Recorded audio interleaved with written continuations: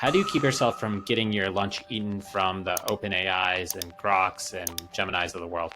This is a question that is on every single founder and investor looking at the AI application layer of where is that line between horizontal and vertical. I think we're getting some pretty interesting data points start to come in because OpenAI has over the last year started to launch a few tertiary products beyond their just general chatbot. An example of one is they recently launched a meeting recorder transcription extension of ChatGPT that directly competes with your granolas of the world that are built into your Zoom meetings. That's done basically nothing to disrupt a company or product like granola, and everyone still thinks that granola adds all these additional features of delight and some additional depth to the product. If that's the case, I think there's so much room for vertical products to continue to exist. If a product that is as simple as a meeting transcriber in your Zoom window can't be fully disrupted by these horizontal models, there's so much room for vertical products to live. Congrats on your Series A led by Union Square. You also had Nat Friedman and Dan Gross, fabled AI investors. Tell me about where consensus is today. Yeah, no, appreciate the kind words. Super excited to get that round done. USV's obviously got an incredible track record, and specifically an incredible track record at our stage. And then, as you said, Nat and Daniel, biggest names and some of the biggest names in AI investing today, and obviously been in the headlines quite a bit lately as part of the AI talent wars. As far as where we're at today, yeah, we're kind of in this track from Series A to Series B. We have about 20 employees now. We have about 5 million users now worldwide, and tracking towards some of those Series B revenue metrics, trying to grow in the 20% month over month range. You mentioned these AI talent wars. I've never seen anything like it. Somebody was turned down $1 billion offer over 4 years. I don't know if that's true or not, but it's these absurd numbers. How does an AI company compete against the Metas and the OpenAIs of the world today? Yeah, no, I saw the same. I think it was $1 billion over 4 years, and maybe even one like 1.5 billion. I mean, it's crazy. We're talking contracts bigger than any sports contracts ever given, and these folks are kind of the modern day athletes in some ways. I think for a company like us, you have to know the game that you're playing, and I think fortunately to some extent we're not exactly playing in this same game that some of these big labs and hyperscaler companies are. And what I mean by that is a lot of the folks who are getting these astronomical numbers are this group of 100 or so folks who are really at the cutting edge of frontier model research and know the magic sauce of how to get these language models from soup to nuts out the door. And that isn't what an application layer startup like ourselves is really trying to do. We are obviously using language models and using AI in our products, and we need to have people who know the models in and out, but it is much more of a software engineer classic with some AI, sprinkled in experience that we're looking for, which are not necessarily the folks getting the billion dollar price tags. That's really concentrated to a very, very, very, very small amount of people. So we're more kind of competing, we're still competing against big companies for folks like that, but it's more of like what startups have always had to do when competing against big companies. Maybe you could double click a little bit about what consensus is and who your product is for. Yeah. So Consensus is an AI search engine for scientific and academic research. Think of us like if anybody's ever used a Google Scholar or a PubMed at any point in their academic or professional lives, we're trying to build the 2025 AI native version of those tools. Another way to think of it is like super verticalized perplexity for a specific document type and for a specific user and use case. So people who are trying to do academic and scientific research.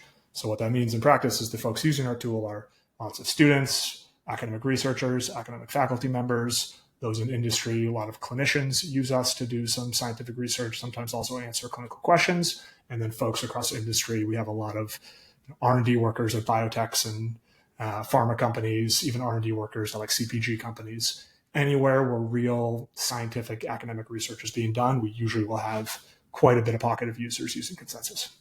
How big of a TAM or market is this? Yeah, so I think there's any way you kind of slice up a TAM, you're making some things up. But to give you a few ways to kind of look at it, so the number quoted a lot for knowledge workers is about 1 billion users, and I don't think that academic or scientific research applies for all billion of those users. But if you look at some of those reports of like what are the personas and roles within that billion, about 500 million of those billion have some use case for academic or scientific research. So that's folks in academia, folks in healthcare, and then some miscellaneous industry jobs like R&D, pharma, even in financial services. If you're in the healthcare or biosciences world, there is a use case for a tool like this. So I think the total addressable market is about 500 million end users. And then as a good proxy for that number, Google Scholar, based on their traffic, does about 50 million monthly active unique users. PubMed somewhere in the 20-ish million number. And I think of that being, some fraction of that 500 million, using it on a monthly basis, that about makes sense. So I think without even really expanding our market, which I do think that we can do, of making it more accessible to use research, meaning there's more people who might benefit from using research in the work, I think we can expand that 500 million number. But I think that's a good starting point of people who need insights or need to use these papers today. I think it's about 500 million end users. And I used Google Scholar when I was in grad school. Most people did.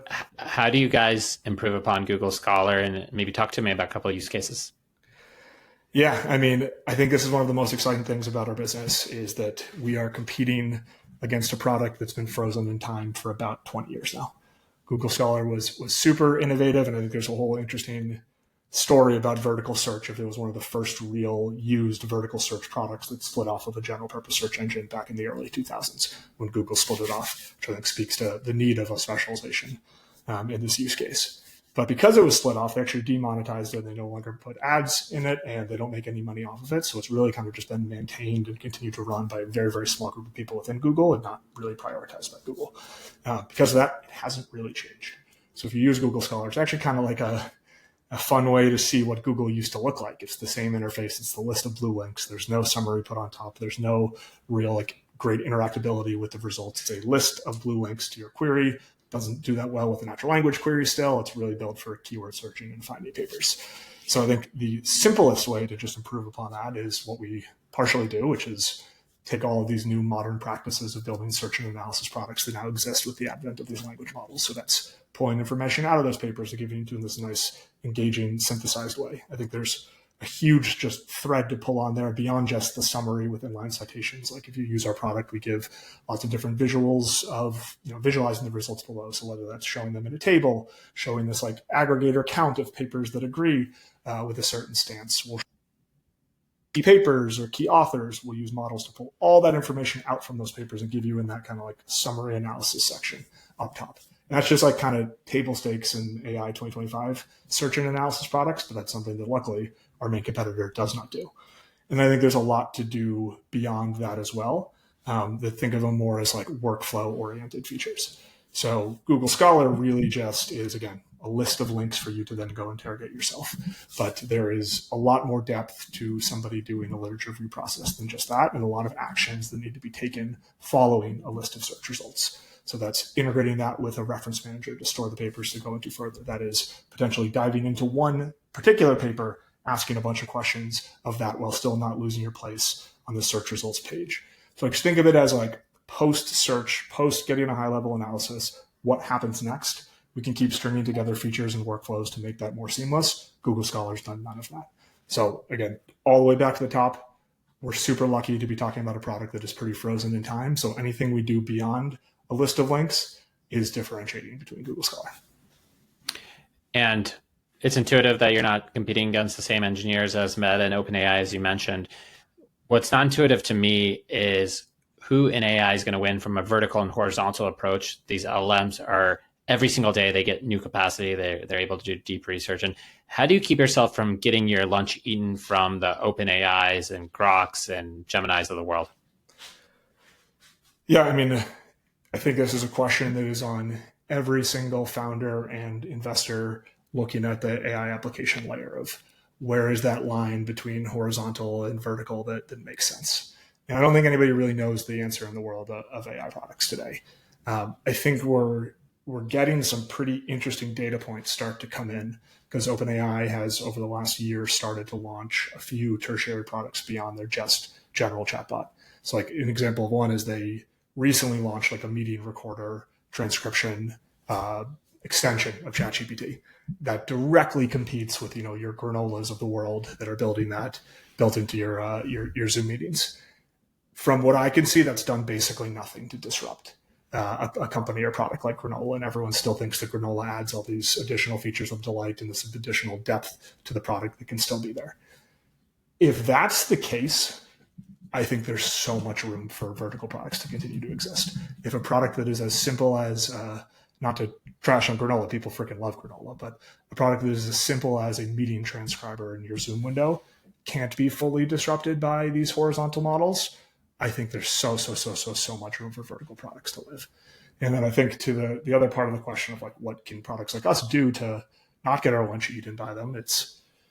I think it's staying focused on the problem that you're solving, because everybody has a finite set of resources. Everybody has a finite set of focus, finite amount of focus they can give. And even the most capitalized, smartest people in the world can really only truly be great at a finite number of things. So your moat against big players is your focus, and getting into every nook and cranny of your problem, of what your users are facing. Like, there's never not going to be a market for that if you do that incredibly well, even if intuitively some of these products should be swallowed up by a capability of a model. There is going to be someone, like, I'm not sitting here and saying that the new capabilities and as these models keep getting better won't make some products obsolete. We have seen that happen with some. I think people generally overestimate how much that will happen and how much surface area there still is to build vertical products. And I think we're seeing evidence of that still some today as OpenAI continues to launch out new product lines alongside ChatGPT that don't seem to be ripping successes yet. Yeah, the meeting recorder versus granola use case is an interesting one. Why is granola able to delight users in a way that the OpenAI product does not? Double click on that. I'm not a granola user myself. I have teammates who are, and they love it. But I think I can still answer the question without even being a power user. That it's back to what I said before. It's when you truly focus on something and you can show a user that at every step of the way you are there to solve the problem that they want you to solve. That is a product that delights, and that's what a sticky product is. And you can feel it when you use a product that if this is, the fourth priority of a company or it just doesn't feel the same with the whole stepwise process, even if sometimes that core function is the same. All of the tertiary stuff in the product messaging on onboarding, on the emails they then send you after you sign up, in what happens after a call and how they deliver you back that information. If all of that is done maniacally detailed, focused on the particular problem, it will feel different than somebody else working on that same problem when it's their fifth biggest priority. There's so many little things that add up, and everybody wants to know that you are there to solve their problems. You mentioned him earlier. Nat Friedman has a great quote that he said to us, I could hire somebody off the street to clean my house, and they would probably do just about as good of a job as somebody who has a cleaning service, but I still go to the cleaning service because they might just be 10% better. I know they already have all the supplies because they're there to solve my problem. They're marketing towards me. They communicate in a way that is, designed for this exchange. And I'm willing to pay a little bit extra for that, for me to know that person is there to specifically solve my problem, even if the core capability isn't that differentiated. And that I really think does exist in software products. It's kind of interesting if you take it from the framework of scarce resources. The scarce resources that a startup has is caring a lot about a problem and having very smart people going after that product. So yes, in theory, OpenAI could bring in some of these people that they're paying $100 million a year to focus on this side project, but in reality, they're focusing on the LLMs. So what you get is kind of this effect of having the B minus players focus on these products, or maybe in the case of Google Scholar, they have just a couple of people doing it as their 20% project. So there's something around that focus and around that having like the very top engineers in the company focusing on that one thing that's so critical. Exactly right. And if you don't feel that massive inertia and energy of the whole company behind you too, even if the people that you break out to work on that product might be incredibly talented and just as talented as some of the people we might have in our doors, but if it's all we focus about, we will have an advantage over you. And I really do believe that even the best, biggest, and most capitalized companies in the world can really only truly be exceptional and best at a pretty finite number of things. And that number is usually smaller than what people think it is, because you need that inertia of the whole organization behind you to really truly build great products. It also really answers the generational. It also answers a question that so many people ask in the startup world, which is why can't Google come in and do this, or Facebook? It's that concentration, that focus that could only be done within the concept of a startup and within the incentive structure of a startup where people really care, people have that equity. Exactly right. I mean, this is the same trope that's existed in startups for decades. It's just faster paced and more on display as we're in this new world with language models, but it's really the same debate that people have always had. And the case has always been that there's room for disruption and there's room for startups. And we didn't even talk about the tolerance for risk too involved in all of this, and the advantage that startups get of that, of the ability to launch and iterate and put things out there and have a risk tolerance that big companies just don't have. I mean, Google, one of their demos, whatever it was, 1 or 2 years ago, had like a wrong answer of one of their models and their stock price dropped by 8%. That's $100 billion. And that's by making one, that is the risk that they have to deal with. That, if they put an LLM into Google Scholar and it summarized the paper that said vaccines cause autism and somebody took a screenshot and it went viral on Twitter, they might lose $50 billion of market cap. Is that risk worth it for them? Like, their risk tolerance of doing innovative things just is lower than what you get to do as a startup, and it allows you to sometimes do more interesting things and build products that they'll never build. So outside of competing with Meta, OpenAI, and Alphabet and all these companies, you're also developing products in a hyperscale market, meaning by the time you've released your product, the AI market has gone to its next iteration. How do you develop your product in such a hyperscale environment? Yeah, it's a great question, and it's a crazy world we live in. I think, number one, there's absolutely just no substitute for complete urgency, really, really hard work, and trying to move as fast as humanly possible.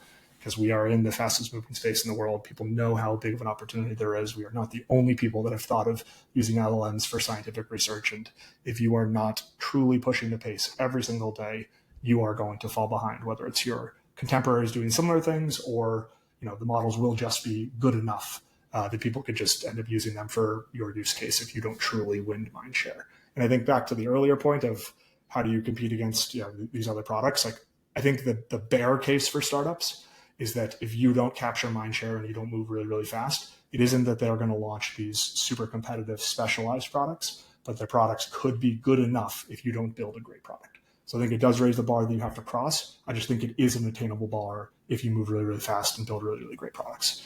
So I think speed is more important than it's ever been before in startups today with the moving markets. And then I think the second part is kind of what you said, you were alluding to some of this in your question, but I think it's also, having a mindset of knowing that the models are going to improve, they are going to get cheaper, they are going to get faster, they are going to have longer context windows, and building your product with that in mind. And maybe sometimes wearing, eating a little bit of cost for a few months, because we know GPT-5 is going to come out Thursday and it's probably going to have a bigger context window. It probably will have smaller iterations that will be cheaper than anything on the market. And we can get something out faster if we just ship it with GPT 4.0 and know that it's going to be a little expensive and a little slow for a bit, but we'll be able to swap in whenever a new model comes out in a few months. Like, you have to be willing to make some of those trade-offs. You have to do it, thoughtfully. And we do have finite resources of cash too. But I think startups generally taking some of those swings is the right move, just with an understanding that things are going to get cheaper, faster, and smarter. How much of your product development is driven by customer feedback and customer demands versus internally deciding as leadership or as a product manager, this is what the customer should have in the next iteration? How do you balance those two forces? Yeah. I'll give a shout out to my co-founder, Christian, who's our chief product officer. He's a product manager by background. He's a freaking incredible product mind and leader. What he says he shoots for, and I think we do a decent job of this. There's obviously no way to say it exactly, and it's always some combination of the two. It's about 70-30, 80-20, with the 70-80 being driven by users' requests. And then you layer in, just like general bets that you want to take given the direction of your company that users aren't saying. You want to layer in some intuition about where the market is going and things that we should bet on. And then also, like, you never want to fall into the trope of just building exactly what users ask for. Sometimes you have to take what they're asking for and distill it down into a problem and kind of craft it in a slightly different way than maybe they asked for it. So that all kind of goes into that like 30% bucket of like what we're doing internally, but the foundations, at least the general directions, should be very, very user guided. The exact specifics and some other bets you kind of sprinkle in, a lot of that can come from your own synthesizing, your own market observations, and your own goals and desires as a company. But I think 70-30 is roughly a decent heuristic for what we try to do. Said another way, customers always know their pain points, but they're not oftentimes technical enough to understand how to solve those pain points. So sometimes you listen to their problem and not their solution. Exactly right. It's a classic like user interview best practice is like always take a little with a grain of salt. The question is usually never, what do you want us to build? It's more like, what are you feeling when you use the product? And what are you trying to solve for? What is your problem? That is more insightful than strictly just asking, what would you like there to be? There can sometimes be really good ideas, but it is more universally applicable when you look for problems, not solutions. As you build out consensus, how do you think about building a moat? And is that even possible in an AI consumer product? Yeah, good question. I think for startups, moats are kind of a myth. I think the only like real moats that exist are usually distribution and brand, and those are not typically things you have the advantage of as a startup. I think your quote unquote moat as a startup is your focus, as I said before, and your ability to be narrowed in on a certain set of problems, and your speed and ability to innovate and take risks. And I think you just have to rely on that until you truly have scale of distribution and brand, and that truly is a moat against upstart competitors. There are obviously exceptions. Like I'm not a hardware expert, but I know NVIDIA has some multi-year lead on its competition, technologically speaking. There are some exceptions where there's this like special technological breakthrough innovation that you have internally that others don't. Usually that's not the case. In the history of software, it isn't that, Salesforce has some incredible technological breakthrough that some other company doesn't have that gives them this moat. What is their moat is they executed incredibly well. They focused on a narrow set of problems. They built a great product. And then eventually they had this scale of this brand and this distribution that really is defensible and really is hard to crack through if you're an upstart. So I think as startups, like a moat and you having something that nobody else could really do is kind of a myth, but you can protect yourself from getting crunched by being really focused and moving really, really fast. And eventually you build these more durable moats over time. Is that a yellow or a red flag when a VC asks you that question? It's a reddish yellow flag. Reddish. You can ask, isn't it kind of an interesting thought experiment though to think about these things, even if it's kind of a misnomer? Yes, and that's why I didn't say it's a full red flag. But if all they do is they just look at you and say, "Hey, Eric, what's your moat?" That's kind of a red flag. But if they what's ask your IP? if they ask it in a slightly more like thoughtful way with some like kind of other threads to pull on, I think it's a perfectly acceptable question of like, how do you want to develop a durable business over time? Is like a perfectly reasonable question. Or like, what do you view as how you defend against some big players? What do you think your unique advantage is? Like, I don't know. If all they do is just ask for the moat, you're probably talking to an associate who's just on tech Twitter and is just kind of asking stock questions. No offense to associates. So I'm going to ask you a kind of difficult question, which is to take off your startup founder and CEO hat and just look at it, not even from a venture side, but from an asset allocator side. Let's say you're a family office, you're an institutional investor. How would you play this quote unquote AI market? Are you trying to how would you invest into the AI space? Would you do kind of like a spray and pray and know that something's going to hit very big? Are you focusing on a kind of thematic a couple of themes, or how would you invest in the space if you're an asset allocator? Yeah, let me caveat by saying I'm not an asset allocator, so I'm definitely not yet. Definitely not the best person to ask this question to.